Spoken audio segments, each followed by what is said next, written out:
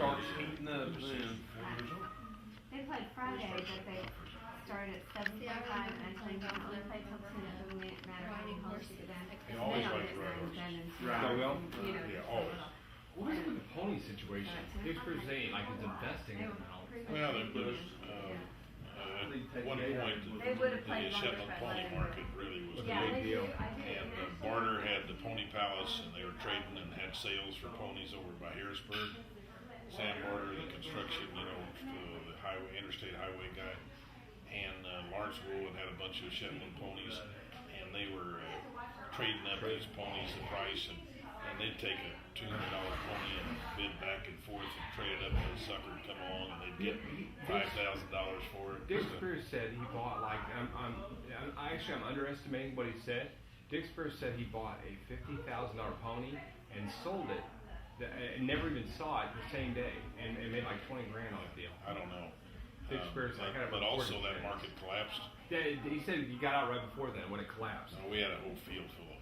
We did. Dick Spears said he got out. No, we had a whole field full of ponies, and What happened? those $3,000 or $4,000 ponies weren't worth. You couldn't give them away. That's Nobody what- would feed them. That's what Dick Spears said. He said he got out just in time. What happened? Dad just liked to play around with stuff like that. It just became a hot deal. They'd trade among themselves and trade up the price, and then a sucker would come along. It's just like doing a lot of stuff. Gold market, Silver market. silver market, and then they get a sucker and pay that price. Somebody who was not in the area or just somebody? Thought it was a good investment. You got people that think it's a good investment for them. It's like a stock market today. So they would invest in the ponies, Buying a in pony. the trading, or they would buy a pony? Right, it- Some of them are big bucks. How many did we have at one time? Well, I remember in the field out there, you'd have a couple of hundred. A couple hundred. Can you It imagine? looked like that to me. I don't know. It's It's been a lot. a lot. Yeah. At least 50. It was. I've seen Yeah, pictures. more than There's a that. lot. I'm sure it's 150. I remember seeing pictures. There's a lot. Where did they get them from?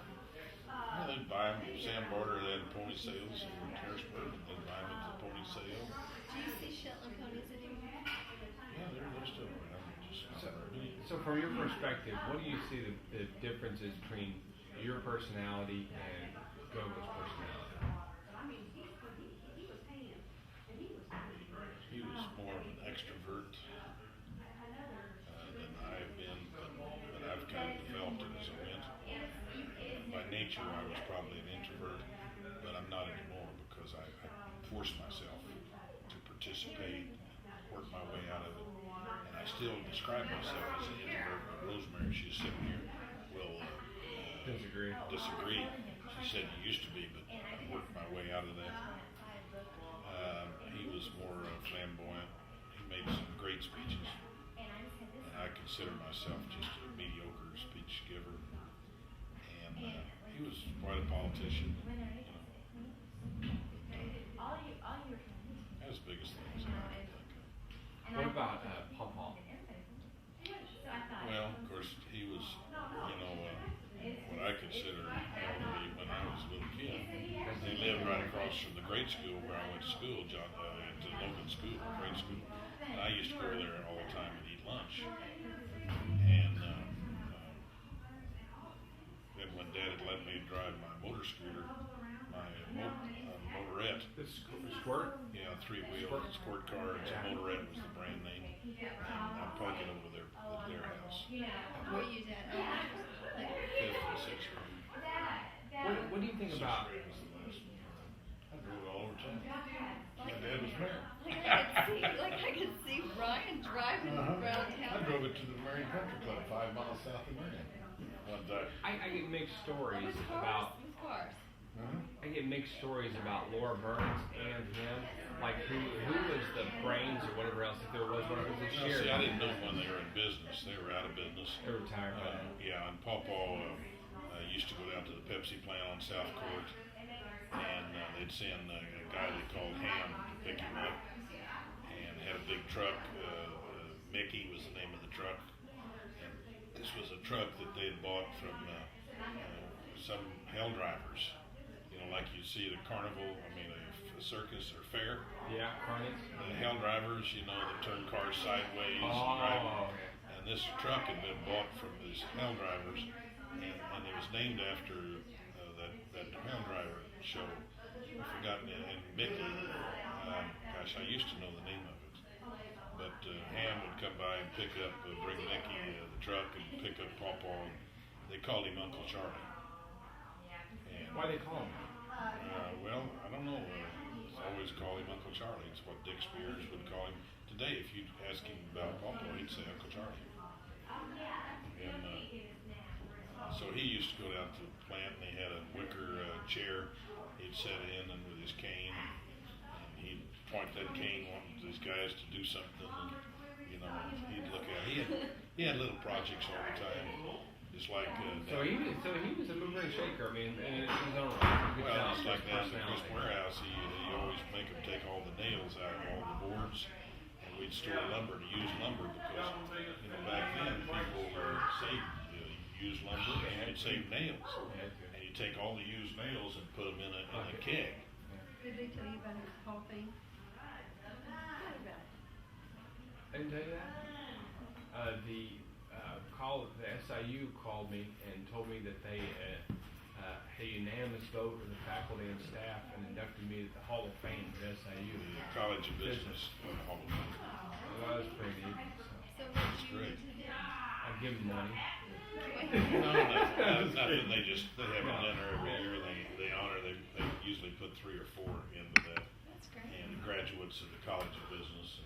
Okay, where'd the SIU book go? I thought that was kind of neat. Compliment. Yeah, very much so. Especially, I expected because my age. Yeah, You're so young. that's kind of expected. I used to be on that committee that chose them. Huh. Don Wilkie, up at Remember. Chester, I was the one that nominated him for it. And he went on that too. How I got to know, I told you how I got to know Don. Oh yeah. Oh yeah. He and his dad, when he was a kid, and I was running the night shift at Pepsi on South Court Street in the summertime, and his dad hauled coal in the coal truck. And at night they'd come down and pick up a load of soft drinks to take to our distributor at Chester. And he and his dad would be on that coal truck picking up soda. That's how I got to know Don Wilkie back 1950. He's gone a long way, didn't he? I mean, they hauled coal during the day and soft drink at night. And go get a load of soft drinks and haul to that distributor of ours up in Chester. Huff was his name, I think, our distributor up there. And now Don Wilkie is, president of, Gilster Mary Lee. Gilster Mary Lee. Makes a lot of like The cupcakes. largest private label Yeah. packaging in the country. Yeah. Huge. They had like thousands of employees. Hundreds of millions of dollars. Don't they have one place in DuQuoin? The big place They is in have, Chester. Chester, Perryville. Yeah. I think they've got a plant in Osceola, Arkansas, Steelville. They've got like 6 or 7 Yeah, some plants. Shaw too makes like cupcakes for Hostess, all that stuff. Companies like that. Bakeries. They make not for Hostess. They make them usually for Contract packing. Food distributors and stuff. They make private label. Private label They versions make of it. IGA stuff, things like that. Kroger and stuff. Yeah, have a contract with those companies, Kroger. He says it's tough business though. The margins are slim, and he says it's really tough business. So you knew Charlie Crisp, you knew Laura Burns Crisp. Well, on the flip side, Farrell, he was deceased. From the one that G.W. Burns, you probably didn't know him. He was a railroader in DuQuoin and Well, that's my Ellisville. grandmother's dad. Yeah, we have pictures of him. Laura Burns' dad, G.W. Burns. We found his burial site, and Dad bought a new tombstone for him. He worked for the Illinois Central Railroad in DuQuoin, and then they moved back to. They were from Thompsonville, Aiken area. Now I knew my grandmother's sister and her husband. They married late in life. Uncle Bob, Bob and Lizzie. Lizzie Burns. Well, it was Lizzie Burns, but then she married Uncle Bob. I've forgotten his last name. I've got that too. What about Mimi I Jones? remember I'd go out on their porch, and would go visit him in Thompsonville, and he's an older guy, Thompsonville. and he had a cane, and he'd try to he'd be in that chair, that rocker, and he'd try to catch me with that cane, you know. And I was just 5 years old, you know. And but I don't, you know. Just to tease you or what? Yeah, just teasing, playing with me. Mimi's dad, he didn't even know he was a Fairless until he got married. He thought he was a DuPont, because Well, he wasn't a Fairless, he was a Farrell. I'm sorry, Farrell. You know, he married a Fairless. Why did he? No, you're right. Yeah, No, he was a Fairless. Fairless. Why And did he think he was? he basically, his dad died when he was young, and the mother remarried. Married DuPont. Married a DuPont, so he grew up as a DuPont, but they never signed the adoption papers. So when he got married, he was getting ready to sign for the marriage, they checked, and they weren't signed. So He was a Fairless. he was a Fairless, he had to revert back to the Fairless name. That's how the Fairless came through. He was a Fairless, married a Farrell. Farrell. And the Farrells were originally O'Farrells. You know, they were Irish. Did he know that wasn't his dad? Yeah, yeah. but he thought he was adopted though He from it. stepdad. But They probably never even thought about it, you know. But Mimi's dad, he died of a heart attack one day in the mill down in Krill Springs. And Aunt Vivian's the one that found him. Had a heart attack on top of some of the flour. She had to go because he was late for dinner, and they sent him to go down and get him, and Aunt Vivian found him. And that broke up the whole family. Yeah, they couldn't They afford broke. to stay together. He had And leveraged they the had to break company. up the family, and He had a lot of flour my mills. mother came to Marion to live Broke with up the Judge whole White family. and Aunt Laura and Pearl. Pearl Powell. Later became Pearl Powell. She married Frank Powell, Oh. a clothing store. But Pearl was her first cousin. See, What do you mean break the They well, would couldn't leverage the afford to stay company. together. The banks were closed on everything, and they're broke. And she couldn't afford to give the family She had gifts. all those kids. They spread them out with all the amongst kin their folks. families. What kid? And That Mimi, Violet Fairless, Velma, Vivian, all of All them of them Dent, were separated? separated. and Dean. They And were separated? well, I've forgotten which ones went Uncle which way. Dean went with Judge White, and Judge White was known as a judge down in Cairo at the time when he was growing up. And Judge White took him in. Judge White was known for drinking on the job. I guess it was kind of normal back then. And Judge White, It's like medicine. he didn't like preachers apparently, and but that's what they said about him. But anyway, when there was a snow day, really bad, a snowstorm hit Marion, and Uncle Dean was a little kid, and all their parents came to pick up his kids from school because of the snowstorm, and he didn't have a dad, and there was nobody to pick him up, and he started crying. And I recorded this on video. Uncle Dean telling the story at age 93, and he talks about the Judge White stomping through, called off court and stomped through the snow, and picked him up and put him on his shoulders, and he cried saying it. He said, "I'll never forget that moment." I mean, I was like, wow.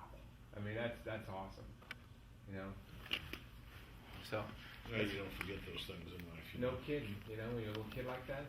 In '93, you still think like you're 3 or 5. You know, you still relate to it completely. Absolutely. I didn't realize that Mimi and Aunt Vivian and all of them got separated. How old were they? Very young. They were in grade school, Yeah, they were very young. and then now the house is still there where Aunt Laura and Judge White lived, and where Mimi came to live with them on South Market So Street. Mimi went to live with who? Aunt Laura, Aunt Laura. And White, And Aunt Vivian. and Judge White and Pearl White. And how many years? But they were both married. Something keeps No, turning. not all, Around the area. not all of them. Some of them were in Creel Springs. Don't breathe. And Were they all with relatives? yes. Yes. I'm not going to believe me. But And- Dean can tell you the details. And he said they ultimately reunited the family, but it took a while. He said. Yeah, it is like a year or two or something. Yeah. I don't know how long. And where was And they to Their find it. mom. Their mom. No, she, I think, was in Creel or someplace. She was, yeah, he explained it. He said she was working, trying to make money. She was a school teacher by profession. Yeah. But it was pretty devastating because he was leveraging the business, trying to expand it, etc. But he got over leveraged and he hadn't prepared for it. Something happens to him, and so when something did happen to him at a young age, it was devastating. How old was Grandma? I mean, Grandma Farrell. I'm His son. guesstimating, but I'm Mother saying Farrell's. probably 50s. Wouldn't you guess? Just guessing. She wasn't that I old. forgot, She was young. Yeah, it wasn't. She wasn't She old. was young. I think she's in her 40s, but I'm not Yeah, sure. she was not old. I forgot. Maybe Rosemary. would Well, I remember. guess she would have to be in her 40s for the kids to be in grade school. Yeah, it was young. It was a major deal. Lee, on your website, the family website, do you have all that history?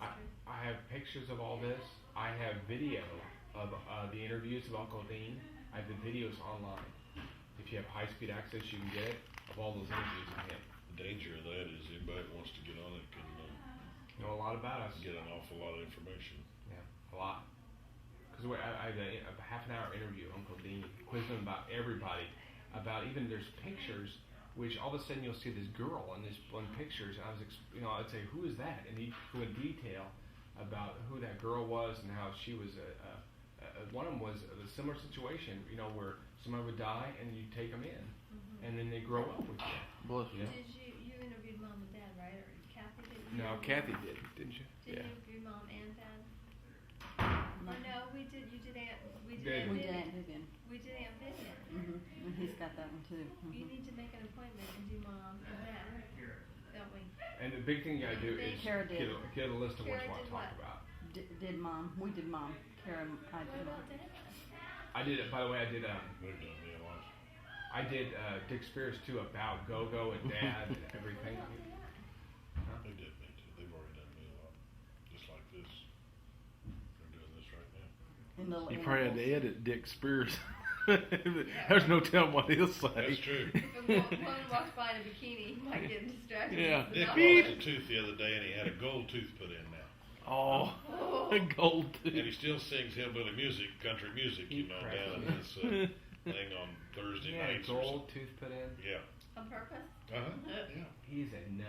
He's He's so a- funny. He's an extrovert, I'll say that for him. Oh my gosh, he's a nut. He's funny. He is. He's been very good to our family. I bet in his young he was a rough one. He was a good looking guy, too. Really? Really good looking. Oh, he cocked that hat. Yeah. You And know, he's quick he cocky. cocked that hat The somewhere. girls really liked him, Oh, and, I bet he was good-looking, around he was her. cocky. He'd say, "Are you married or are you happy? Are you married or are you happy?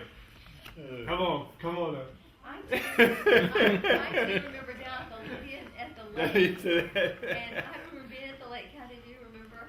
And visiting them, and we got our punching or whatever, and he'd be looking at the girls in the bikini. Yes, yes, Remember? yes. With his binoculars. He got shot up pretty bad in World War II, but he's Shut that knee out. He said, "I see a young man get ahead, Lee. I see a young man get ahead." Because when that dad of yours is gonna promote you, huh? And I'd answer him, he'd go, huh? I'd go, you gotta talk to him. I said, you're my negotiator. I mean, and he'd go, huh? Is he in good shape right now? not bad. For his age, he was He had great. open heart surgery, about 8 months ago or something. And he's done pretty good for 83. His wife is up for him stuff? Yeah. And Betty. Betty, he's got half a knee. He got his knee blown out by the darn Italians in World War II. He was with the Cavalry. mounted cavalry. When they had cavalry in the army. And They had different horses. horses. No, he was on a motorcycle, I think. Yeah. As a messenger. He was, but they had horses. And a machine gun opened up on him and shot his leg up. A what? A Machine gun. He said they left him for dead, and he crawled into a cave and stayed there like 3 days. He was in the hospital till for, they came out. like 2 years or some crazy Nuts. thing. Can you imagine getting your knee blind and crawling They into didn't a think they'd cave? save his leg. Matter of fact, he can tell you the story, but they were going to amputate his leg, and he wouldn't let them. And it got this long story. He's determined, man. That guy's tough. He's the real deal. Kathy, you should Yeah, look with over Dick at is mine what you and see is piano what you for get. You know, Yeah. there's no finesse in that whole He likes it. structure. God, he makes a lot of sense. So he literally, one time he'll walk up to our managers, and he did this like former fleet manager. He walked up, and he goes, most people Well, do what you tell them. The problem is, you're not telling them what to do. Our managers, you're not telling them what to do. That's the problem. Not that they won't do it, that you won't tell them what to do. And the fleet manager put it as his screensaver on his computer. The problem is that they don't know what to do. It's you're not telling them what to do. You need to lead them. Is what he's saying. Lead. He was a sergeant, in the Army. Lead is what he's saying. Don't talk about it. Go do it. Sergeant Spears. I remember who was Gogo's secretary. Eloise Eskew. The white hair. Eloise She Eskew. had white hair. You're talking about Shirley James. And I remember No, Gogo. she's a blonde. I remember Gogo having I that never remember laughing- Shirley James as a blonde. I remember Oh, I Gogo do. having that little Or is laughing, it the laughing, like sack Yes. in his desk drawer. Yes. She used to go there and go. He had a laughing sack in his Yes. desk Yes. drawer. A little sack, like a little teeny, like, One of them will start laughing, and you pull open the drawer and it's going, remember that, Kathy? Was he like that the other day? A little bit of a. Later on in life, Later on. when he's really, when he was retired. Yeah, when you're maturing. He'd already had nothing to prove. He'd already had a couple heart attacks, Yeah, that's what I remember. I remember him laying on the He couch. just did that Chris with the Baker's. kids. Chris Baker's taking a nap, and I remember having the Reese's peanut butter cups in the refrigerator. I asked John Raines about Go-Go because he was here when Go-Go was here, and about Dad and how that whole thing went. And he goes, when I was here, John said, he goes, it was obvious. Dad, he said Dad ran the business day to day, and Go-Go at that time was more talking to people, and and just seeing how they feel about things, and kind of that type of thing. That role, more of a patriarch, if you will. He'd had Yeah. a couple heart attacks. He was tired. I can imagine. Back then they Lifeline didn't know world. what to do about these heart attacks and stuff. With a kidney stone. And but the heart Maybe not the sports. wore him down. He was so tired. He had to take a lot of naps. He was. He had oxygen in his desk. I've never seen those oxygen cylinders in I his never desk. saw him use it though. Yeah, they were all unused. I remember seeing those as a kid. All unused. See, his first heart attack, his lungs started filling up Fluid. with fluid, and Mimi was staying all night with us. She'd been babysitting with us that night, and Rosemary and I got home and we were in bed asleep, and she just decided to stay all night with us. And he was by himself at Chris Baker's, and he called me, and it was I don't know, midnight or something, and I couldn't understand even who it was. He was mumbling, and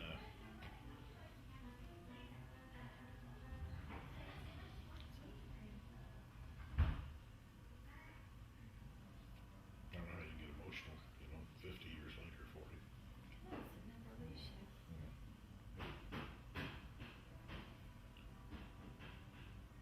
But I raced out to Chris Baker's, and he was sitting at the kitchen table, and he was gagging for air, and he was in his pajamas. And I grabbed a top coat out of the closet and just threw it around him, and I got him in the car and took him to the hospital in Marion. But he was gagging for air in the car so bad, I held on to him as I was driving because I was afraid he'd jump out of the car because he was just going wild for air. Trying to hit. And those lungs are filling up. See, and fortunately, before I left our house on Suzanne Drive, I had Rosemary call Dr. Baker. And Guillermo was he mentally He ready? met us at the hospital, So he was ready to go.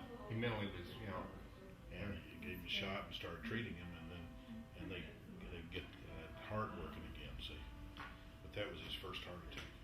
How old was he then? probably 60s. 'Cause Well, let's see, he died when he was. 75. Let's see, he died in 75. He wasn't 75 yet. He was 74. Four. It'd be another month. He'd be 75. November 70. So he's about. He was about 69, about my age, when he had his first heart attack. He had third heart attack killed him. He had a lot of kidney The stones. second too. one was in Florida. Gallstones or kidney stones? He had both. Yeah, and it shows the old school way, the way they just passed him. Awful. Yeah, I mean, they said. Well, they operated on him one time, and he died on the operating table, I think once or twice, and they brought him back. But back then, when they operated on him, he was cut from the middle of his stomach to the middle of his back. And today, when they do that operation, it's not over that long. Isn't that amazing? They have come so far on that. And I'd take him, we'd go to St. Louis to this heart specialist, Dr. Massey, and talk to him about the heart. And back then, you know, that was in the 1970, so what's that, 35 years ago, they didn't know anything about cholesterol, bypass, any of They that. just put it all in stress. Everything they blamed was he was working too hard and take the pressure off and that type of thing. And you know, they didn't, and this was the best heart specialist in the Midwest. Dr. Massey was. And I sit there and I'd take him to the doctor and listen to that all the time. And boy, they weren't even close, you know, back then. And that's just 30 years ago. Now, really, in the spectrum of time, that's not very long ago. No. And look how far they've come on heart treatment Yeah, and just stuff wait. since then. Yeah. Wait. Well, yeah, I mean, they've got your arteries and the stopping of them, and bypasses, and heart surgery, and the Right. electric. What is it? To restart your heart, like Cheney's Right. got in, Yeah. Pacemakers. pacemaker, and see none of that back then. You even can call in when your pacemaker needs reset, and Yeah. they do it over the phone. I heard that. Did you hear that? They send some type of signal. Yep. And your darn thing picks it up. Now this is I'm going back to just 30 years. 30 years. Yeah. And 30 Wrong years number. is not any, in the spectrum of time is nothing. Told them But they that's can't get how up. fast this moving. technology in medicine is changing. You know, it's unbelievable. It's wonderful. It's just a shame that technology is changing that much, but the character of the country and the world is not improving. Matter of fact, could even be going down. But technology and the resources that the public has is much greater. But because of a lot of things, you know, whether that's drugs and just television and movies, Society is sick. society is not going the right way. Technology is getting better, but the sophistication and our character is not, you know, improving. So Dad, going back to this, so you're when you growing up, your recollection of Charlie Crisp, Laura Burns Crisp is more of their elderly years. Then you go over to the other side, Mimi's grandparents. Your recollection of them, obviously, her dad was already deceased. Yeah, Very young Mother age. Fairless, I knew Mother Fairless. You knew Mother Ferris because she lived over 100. Well, she even when I was a kid, I used to go to her house because my mother always bought her groceries and took care of her groceries. And she'd only heat one room or two rooms in the wintertime. And she didn't have storm windows, so she'd put newspapers on the windows to keep the heat in. But she wouldn't turn the heat on except in the sitting room and the kitchen in the house. She was that so conservative. And She definitely was a Republican. she was a Passionate conservative. she was a Democrat, conservative, Depression Democrat. You know. But no, I remember Mother Fairless well. And see, now Pawpaw Charlie Crisp died in 71, Pawpaw Crisp? yeah, Charlie Crisp died in 1951. 51, yeah, and he was born in 1871. 71, 1871, and he died in 51. That's right. Well, see, in 51, I was only 15, 16 years Yeah, old. you were just. See, I was just getting started good. But I remember he smoked a pipe or cigars. He seldom saw him when he didn't have a tie and vest on. Often wore a hat. Had a cuspidor by his chair. Spit.